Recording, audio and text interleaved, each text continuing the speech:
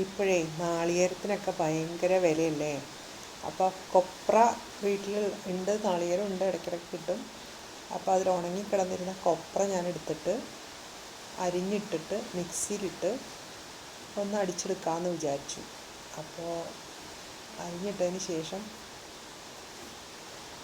മിക്സിയിലിട്ടിട്ട് നമുക്കൊന്ന് അതായത് നമ്മൾ റൈറ്റ് സൈഡിലേക്കല്ല തിരിക്കണം സ്വാഭാവികമായിട്ടും.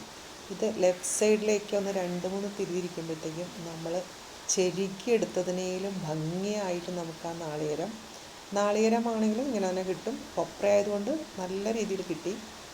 അപ്പോൾ നമുക്കതൊന്ന് വറുത്തെടുക്കാം. ഉണക്കമുളക്, പെരിഞ്ചീരകം, ഉലുവ, കുറച്ച് കുരുമുളകും കൂടി, കുറച്ച്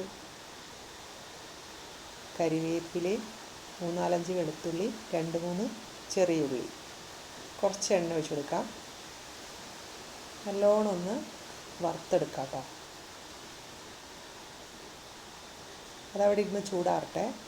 അപ്പോൾ നമുക്ക് ചിക്കൻ മഞ്ഞൾപ്പൊടി ഉപ്പും ചേർത്ത് നല്ലോണം മിക്സ് ചെയ്ത് വയ്ക്കാം.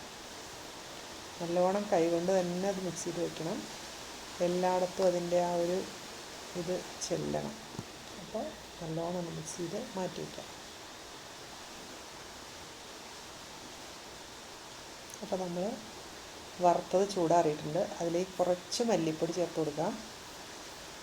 അത് നമ്മൾ വീട്ടിൽ തന്നെ പൊടിച്ച മല്ലിപ്പൊടി ആയതുകൊണ്ട് നമ്മളത് അരയ്ക്കണ സമയത്താണ് ചേർത്ത് കൊടുക്കാറുള്ളത്.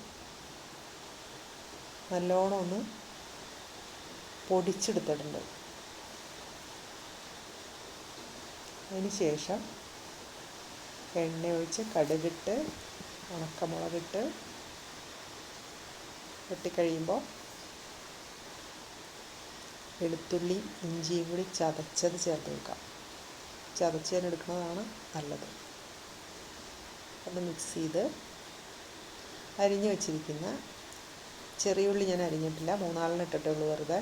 പിന്നെ സവാളയും പച്ചമുളകും കരിവേപ്പിലയും കൂടി ചേർത്ത് മഞ്ഞൾപ്പൊടി ഇട്ട് മുളക് പൊടി ഇട്ട് ഉപ്പിട്ട് എല്ലാം കൂടി ഒന്ന് വഴറ്റിയെടുക്കാം. ഒരു തക്കാളി ചെറുതായിട്ട് അരിഞ്ഞ് ചേർക്കുന്നുണ്ട്. എല്ലാം കൂടി ഒന്ന് വഴറ്റിയെടുത്തതിന് ശേഷം നമുക്ക് പുരട്ടി വച്ചിരിക്കുന്ന ആ ചിക്കൻ്റെ